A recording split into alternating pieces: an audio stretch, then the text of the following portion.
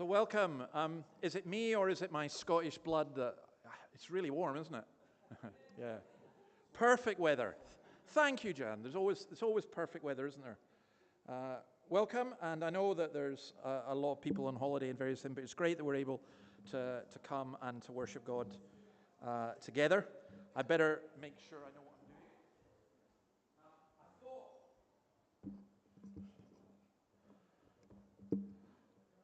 I thought I would tell you a wee story that you could pray for. So I'm just a wee bit late because I was talking to a lady from the community here who came along, curious, wanting to ask about the sign that I've got there. And she told me that she read it on Reddit. And for those of you who are not cool, Reddit is one of these social media things. And I'm not on Reddit, but I think I'm going to have to go on Reddit. I'm sorry, Annabelle, I'll have to join another one. Because it started off a huge discussion locally, so lots of people have been talking about it.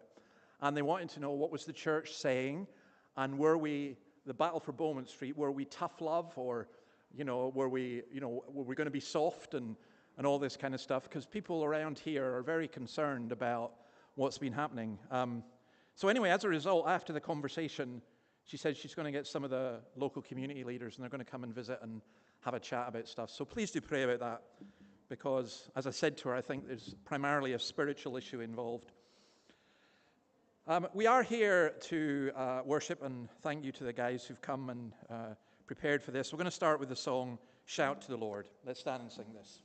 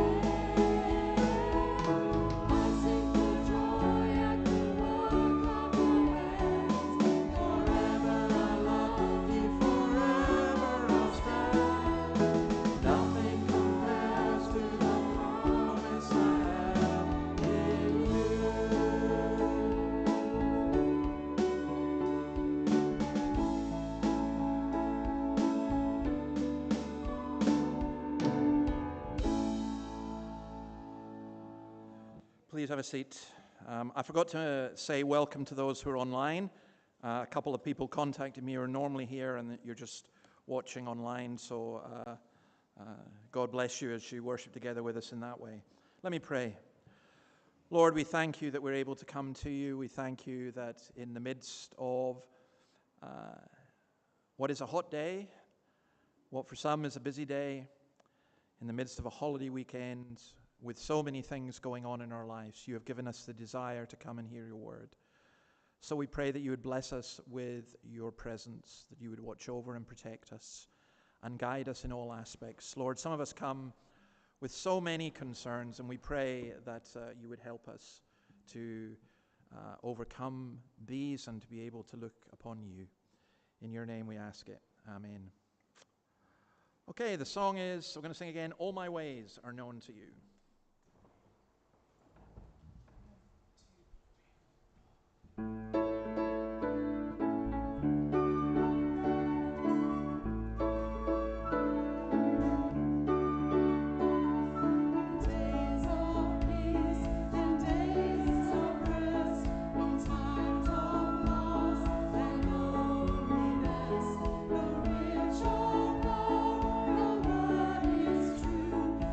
All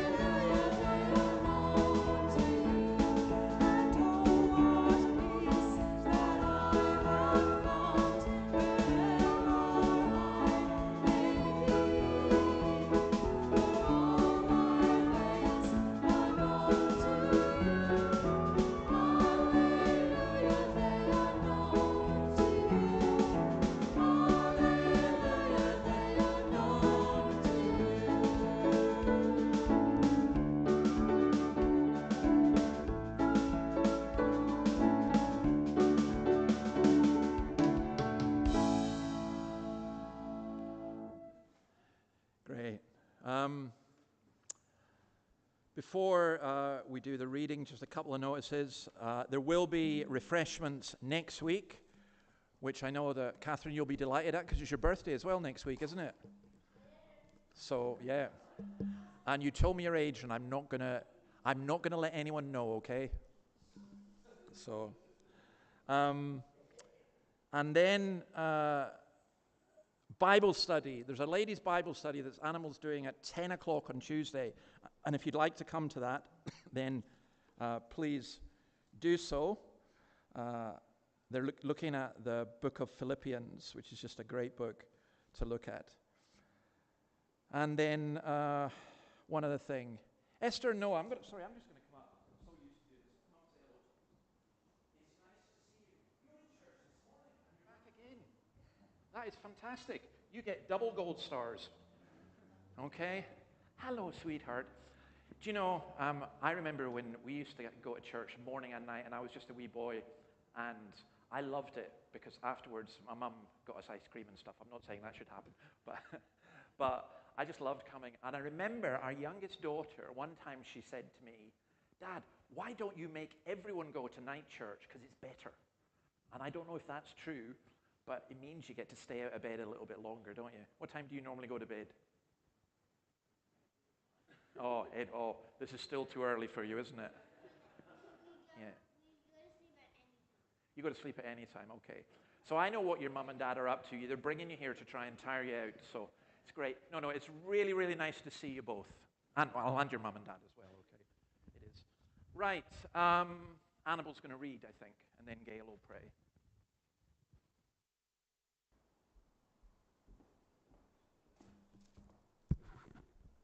So the reading is from 1 Timothy chapter 4. The Spirit clearly says that in later times some will abandon the faith and follow deceiving spirits and things taught by demons. Such teaching comes through hypocritical liars whose conscience have been seared as with a hot iron. They forbid people to marry and order them to abstain from certain foods, which God created to be received with thanksgiving by those who believe and who know the truth. For everything God created is good, and nothing is to be rejected if it is received with thanksgiving, because it is consecrated by the word of God and prayer. If you point these things out to brothers and sisters, you will be a good minister of Christ Jesus, nourished on the truth of the faith and of good teaching that you have followed. Have nothing to do with godless myths and old wives' tales. Rather, train yourself to be godly. For physical training is of some value, but godliness has value for all things, holding promises for both the present life and the life to come. This is a trustworthy saying that deserves full acceptance. That is why we labor and strive, because we put our hope in the living God, who is the Savior of all people, and especially of those who believe. Command and teach these things. Don't let anyone look down on you because you are young, but set an example for the believers in speech, in conduct, in love, in faith, and in purity. Until I come, devote yourself to the public reading of Scripture, to preaching and to teaching. Do not neglect your gift, which was given you through prophecy, when the body of elders laid their hands on you. Be diligent in these matters. Give yourself wholly to them, so that everyone may see your progress. Watch your life and doctrine closely. Persevere in them, because if you do, you will save both yourself and your hearers. This is the word of the Lord.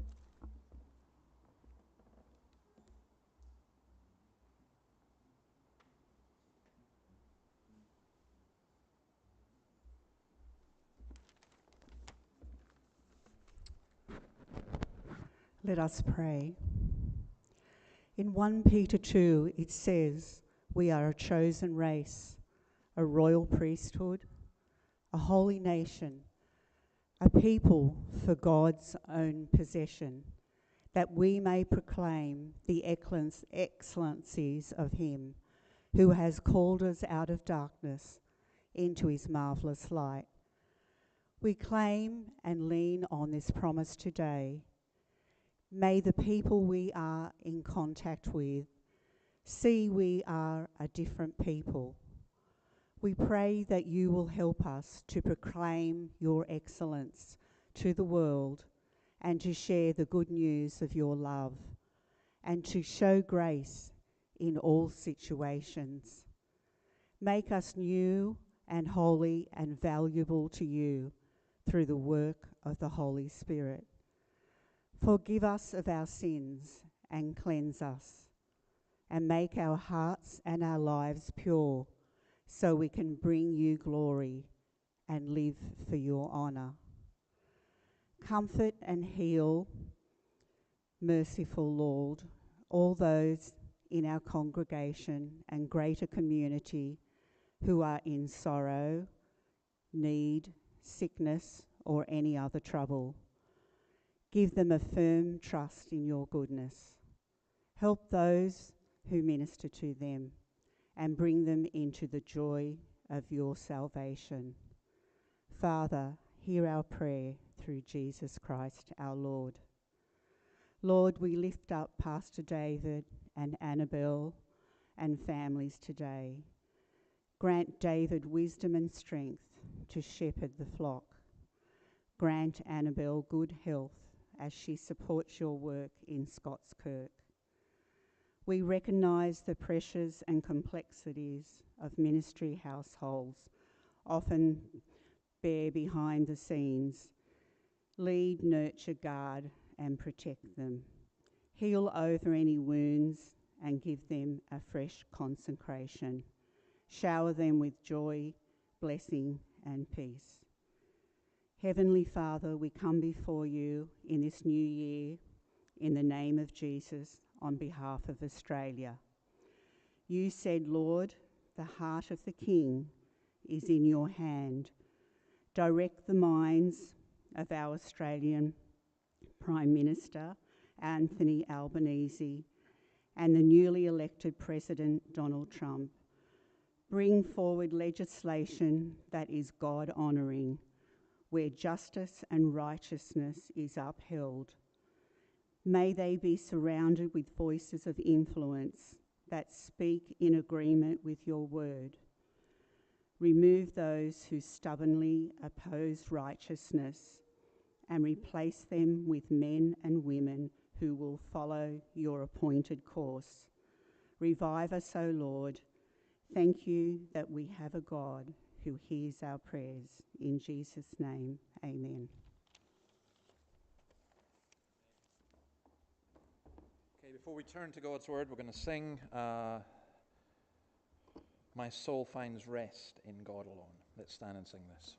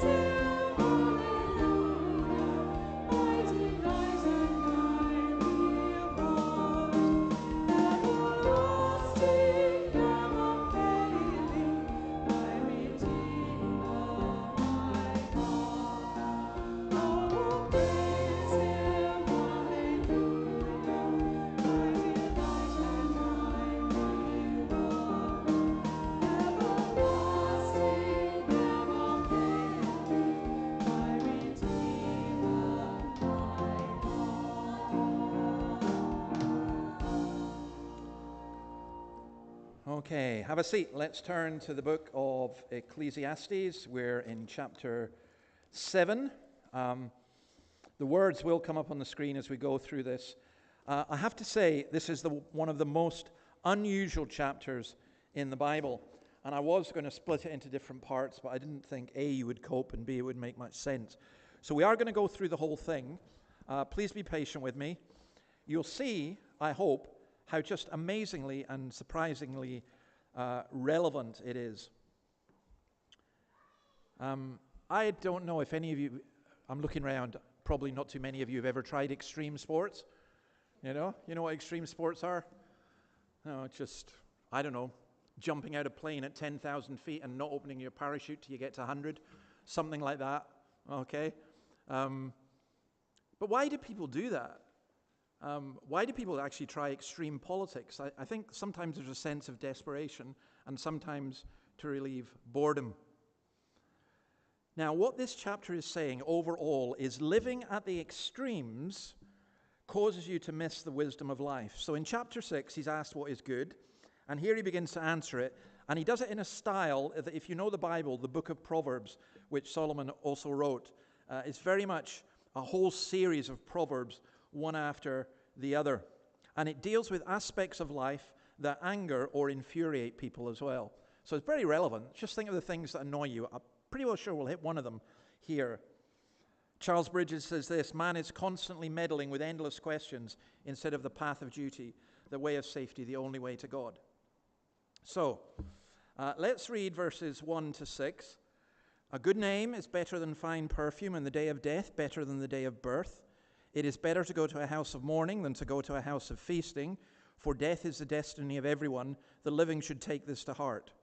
Those of you who thought last week was depressing, okay. Frustration is better than laughter, because a sad face is good for the heart. The heart of the wise is in the house of mourning, but the heart of fools is in the house of pleasure. It is better to heed the rebuke of a wise person than to listen to the song of fools. Like the crackling of thorns under the pot, so is the laughter of fools. This too is meaningless. I guess it's an old film now, but there was a movie called Wayne's World. Yeah, you know, any of you who's seen Wayne's World? Yeah, party on. You know, you would understand that. So the whole point about Wayne's World and lots of other stuff is that that's the solution to life. You live a life of drudgery from Monday to Friday, then the weekend come and it's party time. And what Solomon is doing here, it's a play on words, because the word for good name and the word for perfume is very close. So he's saying, better is your name than, let's say, nard. Oil was an expensive luxury. And here he's talking about not just a good name, but your character. So he's saying, Proverbs 22, verse 1, a good name is more desirable than great riches. To be esteemed is better than silver or gold. So imagine, I've talked about this being the battle for Bowman Street, but imagine you're walking down Bowman Street and you may have a Porsche. Where's Alison? Alison and I heard somebody speak about having a very fancy car. They used to work in a big company in Sydney. And I'll not say the word that was used, but whenever he thought people were praising him, and then he heard what they were saying, and they were suggesting his parentage was somewhat questionable and so on. And he realized that with all his wealth and money, he didn't have a good name. But imagine if you're walking down the street, and you may not have a lot of money or anything like that, but people, they like you, they respect you, they greet you. That's what he's saying here. Here's the thing. At your birth, you do not have a name in terms of reputation. When you die, you do. It contains all that you have done in life. Now, is this Solomon being morose? The day of death better than the day of birth? Well, Solomon also wrote, Proverbs 15:13, a happy heart makes the face cheerful, but heartache crushes the spirit. So I don't think he's against cheerfulness and nor against parties. But what he's saying is this. Now, this is very insightful and really helpful. I hope you get this. He's saying that just as a cheerful heart can be good medicine, so sorrow can be a nourishing food. You can learn from sorrow. Why? Well, we live in a society which wants to avoid sorrow and thinks that it is unnatural. I've done numerous funerals, and one of the problems is that there are a lot of people who are mourning who feel that it's guilty to mourn.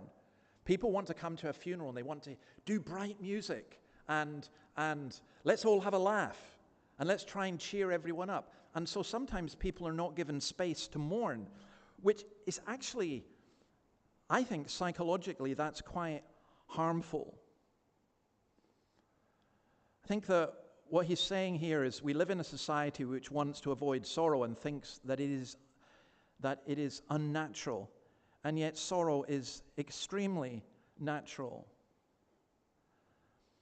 I think he's suggesting here as well that your inner character is more vital than outer fragrance. So the funeral, not the birthday party, poses the real questions. There may be also a little kind of world weariness, it's over. No more troubles in this life. Because I think verse 2 is better to go to a house of mourning than to a house of feasting. You wouldn't think that. He's saying it's better to go to a funeral than a party. Why? Because death helps us think about life, and a party doesn't. The party is meant to stop you thinking about life. I went through this phase as a student where I certainly went to parties, but I'd become a Christian. I was really interested in history and philosophy and stuff. And I remember one guy coming up to me and saying, Dave, we're banning you from our parties. I said, why? He said, because we go to a party and there's music and dancing, boys and girls and doing what they do. And then when you come along, about a third of the party ends up discussing philosophy and the meaning of life. And it's just, you kill the party, man. And I thought, well, no, I thought that was enlivening it, but maybe that was a geekish way of thinking about it. But here's the point. Psalm 90, verse 12. Teach us to number our days aright, that we may gain a heart of wisdom. One of the most important things about funerals is just simply this, that we get to a point where we realize that person who's in the coffin will one day be me. Where you go to a party, and the whole point about the party is you're trying to escape from not only mundane realities, but also serious realities. So, the heart of the wise is in the house of the mourning means that death causes us to reflect and think. But the fool is blind to that. That's what he's saying. The living should take this to heart. Proverbs 1:22. How long will you simple ones love your simple ways? How long will mockers delight in mockery and fools hate knowledge? I read an amazing book many years ago, and I've kept it. I still read it occasionally. A woman called Traudl Junge, who was Hitler's secretary. And she survived the Second World War. She was there in the bunker. If you've seen Das Untergang, it's called in German. I can't remember. Downfall, it's called in English. And it's the one where you get that famous Hitler meme all the time. Well, Junge was there. She was one of the main characters in that. But the real Junge wrote this. When she was asked about why did you not see what was happening, this is what she said. A life of conscious thought began for me only after the war, when I started thinking about important things, asking questions, wondering about the meaning of human relationships. Until then, I just accepted everything as it happened to me. I moved from place to place without consciously wanting to leave my mark on them. Wherever I was, I just tried to take an interest in what I was doing and give of my best. Well, that sounds great, doesn't it? Do what you can, do what's your best. But it's not enough. You do actually have to ask why. You do actually have to think about what is to come. There's another proverb, Proverbs 18, verse 2. A fool finds pleasure in understanding. A fool finds no pleasure in understanding, but delights in airing his own opinions. That's a good motto for Twitter, isn't it? It's a good motto for me, actually. Be very careful. We try to understand. It's not just about airing our opinions. And then there's a very interesting thing. If you notice verse 6, the crackling of thorns under the pot. It's a play on words because thorns is a word serum, and the song is the word seer. And so he's in German, you get a similar phrase, der Netter unter dem Kettel. And what he's saying here is thorns, they rapidly burn. Have you ever done that? You try to start a fire. There's no point in trying to start a fire with a piece of green wood. If you can get some thorns that are dry, they will light instantly, just whoosh. And that's what he's talking about here. They light quickly and they burn out quickly. So what he's saying is the fool's laughter is a sudden flame, lots of heat, light and sparks and plenty noise, but soon spent and easily put out. There's a superficiality, there's a rebuke. And in fact, I think probably this whole book, Ecclesiastes, is a wake-up call to a superficial and shallow society. You meet someone in the pub or in a restaurant and everyone knows them. Oh, they're a great laugh. They're a good laugh. You know, they're the ones who stand up and joke, and they're the ones do the karaoke. They're the ones, and they seem to be full of life. But if you went home and saw them lying in their bed at night, chronically depressed, you say, how did that happen? Because sometimes it can be very, very superficial. Moore's paraphrase says this: beware the man who's always making jokes and laughing at a hat's drop or the stroke of every hour. His heart is only set on foolishness and mirth. You'll never get a man like this to share your sorrows. Isn't that interesting? Because isn't that the case? Isn't someone really annoying when you are really, really pained and sorrowful and struggling, and the joker always comes and makes a laugh about it? That's no use. Moore goes on. Learn to feel the pain of others and discern their grief. You'll find that this will fill your heart with happiness when you know how to impart a sympathetic gesture. So the wise man is the one who learns to care, who tries to be there for his friends when they're in pain. The fool can only think in terms of gain for him. He's always out for fun. It's one of the very sad things that so often in life, people who are really, really struggling and not coping, maybe their friends say, we don't want them to go out, like we say in Bowman Street. We don't want them to come out in the street with us tonight. We don't want them to come to the pub. We don't want them to go to the restaurant, because they're pretty miserable. Well, Solomon warns us about that. Then he warns us about danger. Verses 7, let's go on to this, to 10. Extortion turns a wise person into a fool, and a bribe corrupts the heart. The end of a matter is better than its beginning, and patience is better than pride. Do not be quickly provoked in your spirit, for anger resides in the lap of fools. Do not say, why were the old days better than these? For it is not wise to ask such questions. And what he's talking about here are things that hinder our understanding. In the first part, he's told us you need to get understanding. And he's saying, beware of the easy route. So he's saying, beware of bribery, beware of pride, beware of anger, and beware of nostalgia. He's saying that oppression or extortion makes a human being mad. Temptation can bring the whole inner life of a man or woman to ruin. And sometimes strength and wealth and brute force overcome wisdom. So he's saying, look, you've better having patience than having pride. You need that. You need patience to cope with trials, to cope with life. We don't know the outcome of anything until it's completed, and so we need patience. It's so frustrating seeing so many Christians, can I just say this as a pastor, seeing so many Christians who get caught up in this idea of, because I'm a Christian, God's going to fix things and he'll do it quickly. But actually, because you're a Christian, God says, be patient and wait on the Lord. Verse 9, anger is often tinged with exasperation. Don't be quickly provoked in your spirit, for anger resides in the lap of fools. Proverbs 17:25, a foolish son brings grief to his father and bitterness to the one who bore him. Ecclesiastes talks about this kind of anger as the kind of confusion of life, confusion about bereavement and unjust persecution. And Hebrews warns us that we need to be careful that no one misses the grace of God and that no bitter root grows up to cause trouble and defile many. This morning in the church we were looking at the part of the Lord's Prayer that says, forgive us our debts as we forgive our debtors. And I hope one of the things we saw was that carrying bitterness in you is so destroying. And then here's a great one for one or two of you who are slightly older than me. I'm still a young person. But do not say, why were the old days better than these? For it is not wise to ask such questions. Oh, there's a rebuke to some of you. Oh, I remember in the day, I remember this, I remember that. Well, first of all, your memory's probably false. And secondly, there was a lot of bad stuff in the old days as well. You know, it's funny how we do that. We romanticize it.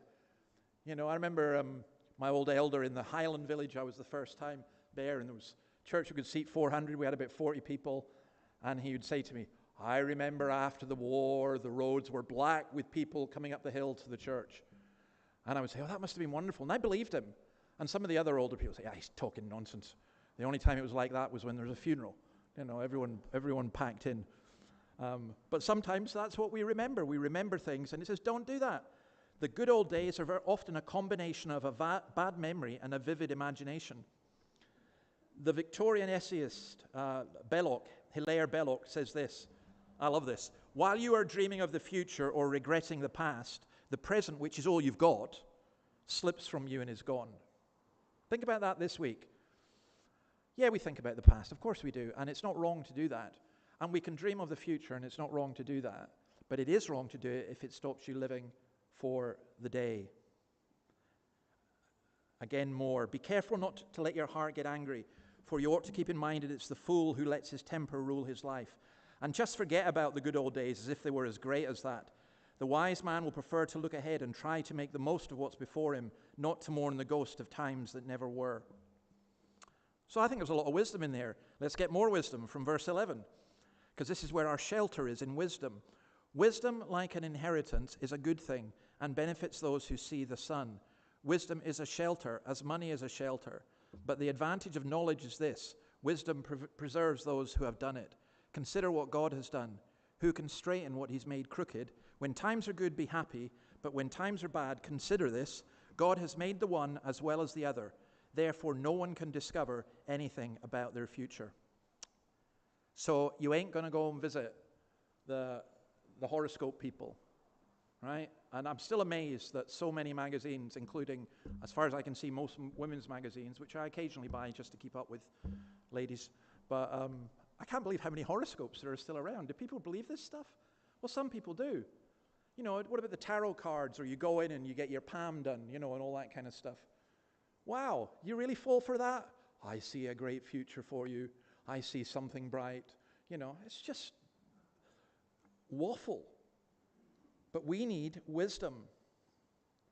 Now, and it brings us shelter in this, in that it helps us to make sense of life and to cope. Even the crookedness of the world, things that don't seem fair, things that seem wrong, even that is in the hand of God. Good times and bad times both have their uses. Good times cause us to be happy. That's brilliant. God is saying, be happy when you can. Later on, we're going to read what he says to young people in Ecclesiastes. He says, you know, be joyful in your youth And then he says to young married couples, rejoice with the wife of your youth, or the husband of your youth. But bad times come too. Job said this to his wife, you are talking like a foolish woman. Shall we accept good from God and not trouble? In all of this, Job did not sin in what he said. God gives us blessings to make us happy and sorrows to keep us humble. We need that kind of balance so that we don't topple over. And again, Moore's paraphrase says this, God gives us all our lot in life. He brings us good at times. At other times, he stings us with adversity. But here's the point. We shouldn't let ourselves get out of joint when trouble comes or when we find it hard to make sense of things. Just trust the Lord, my son. He always does what's good and right. He's with us always, whether day or night. See, there are people who are trying to make sense of what's happened to them, and it doesn't make sense. How can it make sense? How can it make sense when your child dies? How can it make sense when you were in this great job and you were helping people and everything else and it all falls apart? How can it make sense when you've been super fit and super healthy and gone to the gym all the time and then you're the one with cancer or you're the one who has a heart attack? How does it make sense? It doesn't. But you need to trust that God knows what he's doing. Verses 15 to 17. In this meaningless life of mine, I have seen both of these, the righteous perishing in their righteousness and the wicked living long in their wickedness. Do not be over righteous, neither be over wise. Why destroy yourself? Do not be over wicked and do not be a fool. Why die before your time? It is good to grasp the one and not let go of the other. Whoever fears God will avoid all extremes. That's such a difficult passage. Don't be over righteous. Wow, what does all that mean? Well, what he's saying is this. Sometimes the good die young. Sometimes the wicked live on. Sometimes we experience painful trials. 1 Peter 4:12. Dear friends, do not be surprised at the painful trial you are suffering as though something strange were happening to you. That happens.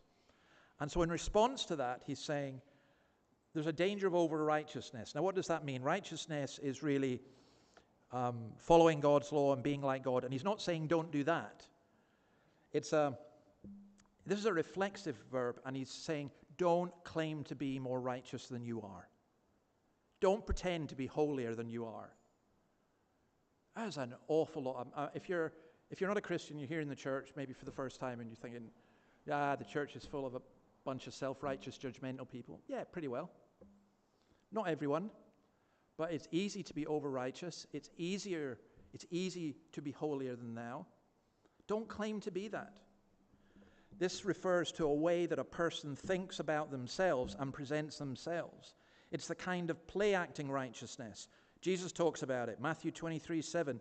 They love to be greeted in the marketplaces and to have men call them Rabbi. I remember the first time that happened to me. I was at a youth camp, and it was a football camp, and the boys decided they would give me a nickname, and they called me the Rabbi. And it was lovely because they bought me a football shirt with Rabbi on it, and hey, I really like this. Start calling me Rabbi, And then sometimes in some churches you get the kind of, you're the reverend or the most reverend or like the very high reverend or whatever. And come on, get a grip. We're all human beings and we're all sinful human beings. Be careful with that. Don't be over righteous. Verse 17, don't be over wicked. That is, give in to evil. Don't allow your natural wickedness to run riot. So he's talking about walking a path between moral indifference and moral legalism. Let's do the next bit. Wisdom makes one person more powerful than 10 rulers in a city. Sorry about the Trump thing. You'll see why in a minute. This is not a political advocacy, and it's not a political attack, all right? Indeed, there is no one on earth who is righteous, no one who does what is right and never sins. Do not pay attention to every word people say, or you may hear your servant cursing you, for you know in your heart that many times you yourself have cursed others.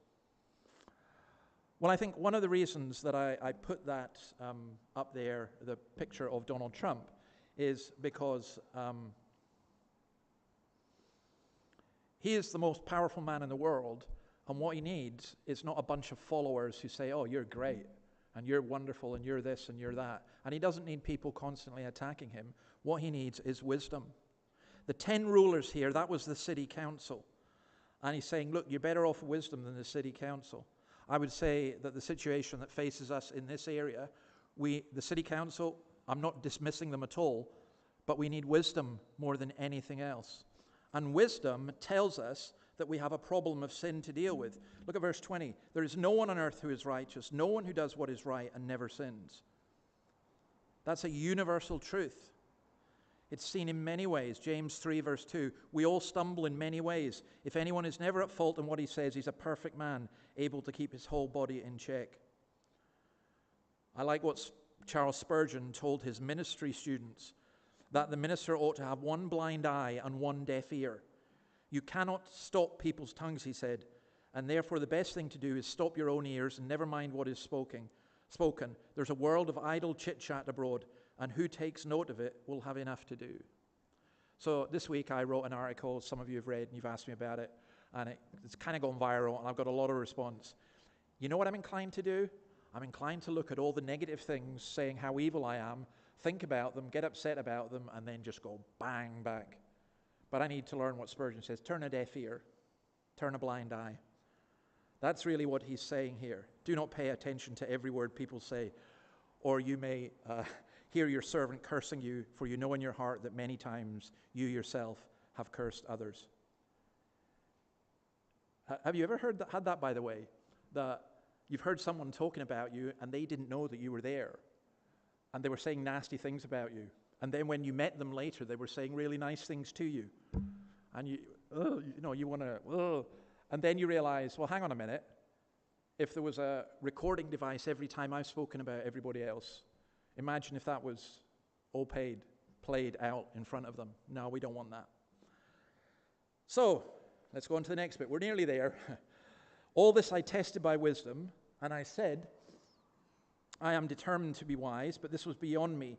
Whatever exists is far off and most profound. Who can discover it? So I turned my mind to understand, to investigate and to search out wisdom in the scheme of things, and to understand the stupidity of wickedness and the madness of folly. Well, even wisdom cannot answer the ultimate questions, especially death. Reality is hard to get hold of. What's real and what's not real? That's really what he's saying. Who can discover it? I want to understand the scheme of things. That's what human beings have. And he really talks about the enigma of human character. We're capable of so much good and so much stupidity. I reckon I could take you down, we're talking about Bowman Street and just anywhere, any street in this city, and I could take you and you would meet people who've shown extraordinary kindness and great beauty. And they don't need to be Christians to do that, by the way. Don't have this daft opinion that it's only Christians who do good things. That's not true. But you can meet people like that, and in the same street, and sometimes the same person, you get incredible cruelty. And Solomon said, how can we understand all of this? So he tries to understand it in terms of his experience with women. Now you need to remember, he had 300 wives and 700 concubines. So he did have some experience of women. It wasn't necessarily good and not to be recommended. But look at verse 26. I find more bitter than death the woman who is a snare, whose heart is a trap, and whose hands are chains. The man who pleases God will escape her, but the sinner she will ensnare. Look, says the teacher, this is what I have discovered, adding one thing to another, the scheme of things, while I was still searching but not finding. Possibly one of the most difficult verses in the whole Bible now. We're really going for a bingo card of all the most difficult verses. I found one upright man among 1,000, but not one upright woman amongst them all. So, ladies, let me explain this, first of all. Solomon is describing his experience. He's not saying God says you'll get 0.1% of men who are upright and no women. That's not what God says. Okay? This is Solomon talking about his experience and reflecting on his own experience. He talks about, like in Proverbs 7:23, the woman who's more bitter than death. And he says, all at once he followed her like an ox going to the slaughter, like a deer stepping into a noose till an arrow pierces his liver, like a bird darting into a snare, little knowing it will cost his life. Do you ever watch these kind of spy films? You know, and they always, how do they entice the politician? They just get a beautiful woman, and she's enticed, and you say, well, you know, do you blame the woman for that, or for the man for being so stupid? I mean, I'm inclined to go for the latter thing. But Chrysostom, the Greek writer, wrote, what is a woman? Now, this is his opinion, which was wrong, right? This is from a very misogynistic culture. What is a woman but a punishment that cannot be driven away, a necessary evil, a natural temptation, a desirable calamity, a domestic danger, one beloved for the color of good? That's some description, isn't it? Put that on your Valentine card next time. Okay? I love that phrase. Sorry, I shouldn't laugh at it, but a desirable calamity. How would you like that? You are my desirable calamity. That's Solomon. Imagine what the women could have said about Solomon. They could have said a whole lot worse about him. But in all that messed up experience where he's describing what he honestly thinks but is wrong, look at verse 29. This only have I found. God created mankind upright, but they have gone in search of many schemes. We weren't created bad. Humanity wasn't created sinful, nor neutral, but upright, disposed towards faithfulness and obedience. But now sin has entered in, and sin is perverse, deliberate, and universal. For all have sinned and fall short of the glory of God. I know I love, it's lovely to see the children here, and I love always having children in church. But I remember one time getting a row because I'd said to the 3, 4, 5-year-olds, "You're little sinners." And, you know, this did not go down well in some quarters. They thought it was a bit harsh. Until I spoke to the parents, and they were going, "Amen." They knew, because we have something within us, and it develops and it grows. Of course a child is innocent, and then the child grows and develops. And you don't need to teach a child, you know, to do naughty things. It's just something within us that happens. And there are many different ways, by the way, that humans sin. We have gone in search of many schemes. Very, very interesting that we're like that. You know, we look at many, many schemes, and look, we need to look for the God who created us. Again, let me just do Moore's paraphrase, and then we'll finish. I added woman after woman since I thought this was living. Now how I wince to even mention it. But it was all in vain. Deep down inside, I hungered for much more than merely sex or power, much more than all the foolish things I'd known. What I was seeking was to know before I die what life was all about. And this is it. God made all people so they would fit into his wise and righteous plan. But we, supposing we knew better than he, set out on our own way in life. Instead of finding what we sought, we end up dead and wonder what went wrong. But who can tell us as we pass beyond the grave to hell? Who is like the wise, says chapter 8, verse 1. Who knows the explanation of things? A person wisdom's bright in their face and changes its hard appearance. So I just want to refer all this back to Jesus Christ, who is the wisdom of God. Here's the thing. Wisdom, wealth, knowledge, sex, money, power, politics, music, art, all these different things, they only have meaning in Christ. And the shining face is someone who's gracious in their demeanor and gentle in their faithful expression. We're not like in Deuteronomy 28:50, a fierce-looking nation without respect for the old or pity for the young. That shining face comes from when we come to know Christ and to live life to its fullness in Jesus Christ.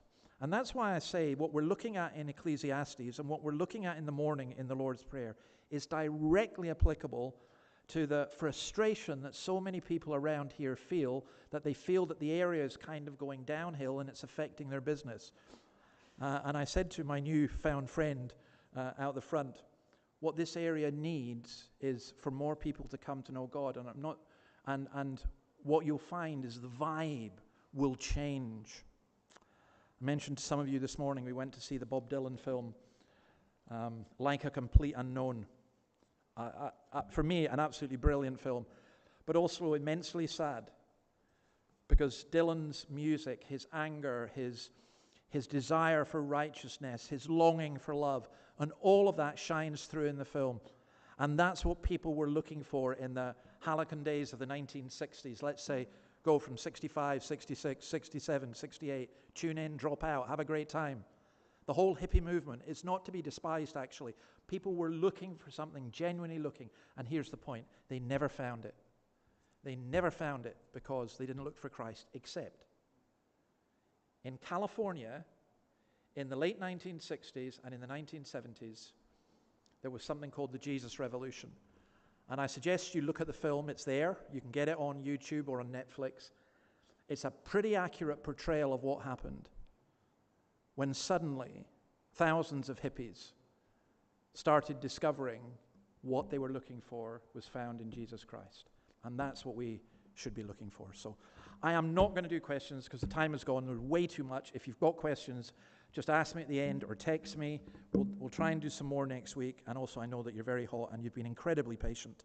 So let's, I think we'll just finish, actually. Let's sing, and then I'll just pray after we've sung.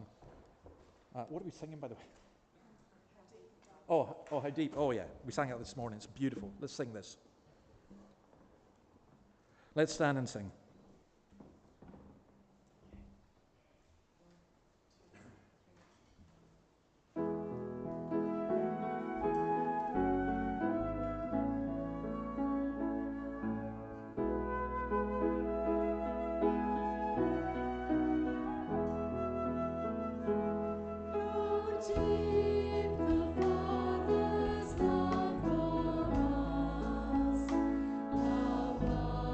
Beyond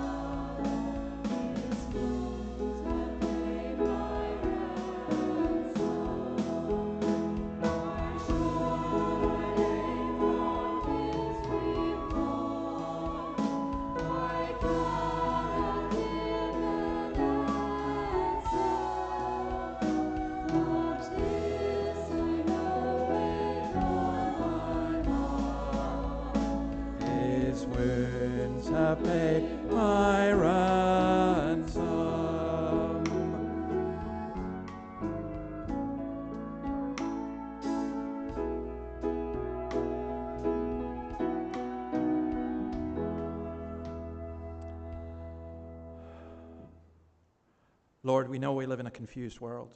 We sometimes ask, why me? We sometimes ask, today seems to be worse than the past. We sometimes get frustrated with ourselves, with people of the opposite sex. We struggle to understand so many things.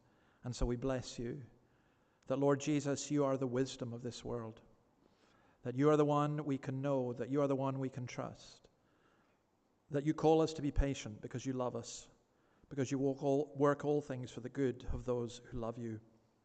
So help us to love you, not for some kind of reward that we seek, but just because you're lovely, because your beauty is beyond compare, because what you have done for us is unbelievable, that you died for us on the cross, you rose for us to guarantee us new life, and you invite us to come to you. May it be that we all know that. Go before us this day and grant new life, an outpouring of your Holy Spirit upon this community and this church and other churches. We ask it in your name. Amen. Amen.